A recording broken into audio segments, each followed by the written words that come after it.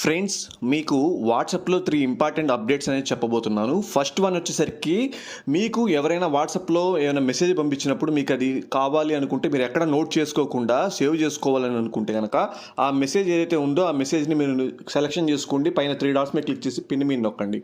Pin మీద నొక్కి మీరు సెలెక్షన్ చేసుకొని ఓకే చేసుకుంటే మీకు ఆ మెసేజ్ అనేది సేవ్ అయిపోతుంది. ఎన్ని సార్లైనా ఓపెన్ చేసుకోవచ్చు. సెకండ్ అప్డేట్ వచ్చేసరికి మనం వాట్సాప్‌లో ఎవరికైనా మెసేజ్ చేసినప్పుడు అది బై మిస్టేక్ తప్పుగా గనక సెండ్ అయితే గనక మీరు ఆ మెసేజ్‌ని సెలెక్షన్ చేసి పట్టుకొని పైన 3 డాట్స్ మీద క్లిక్ చేసి ఇక్కడ ఎడిట్ అనే ఆప్షన్ ఉంటుంది. మీరు ఇందాక ఏదైతే మెసేజ్ చేశారో దాన్ని మీరు మళ్ళీ ఎడిట్ చేసుకోవచ్చనమాట. ఇట్లా మీకు నచ్చినట్టు ఎడిట్ చేసుకొని దాన్ని ఓకే చేసుకుంటే వాళ్ళకి మళ్ళీ కరెక్ట్‌గా వాళ్ళకెళ్ళిపోతుందనమాట. థర్డ్ అప్డేట్ వచ్చేసరికి వాట్సాప్‌లో మీ నంబర్ మీరే టైప్ చేసుకోండి. పైన టైప్ చేసుకొని సెలెక్షన్ చేసుకోండి మీ నేమ్‌ని. సెలెక్షన్ చేసుకుంటే మీకు ఏదైనా ఇంపార్టెంట్ మెసేజ్ ఏదైనా ఉంటే గనక మీరు రిమైండర్‌గా సేవ్ చేసుకోవాలనుకుంటే మీకు మీరే పంపించుకోవచ్చనమాట. ఇట్లా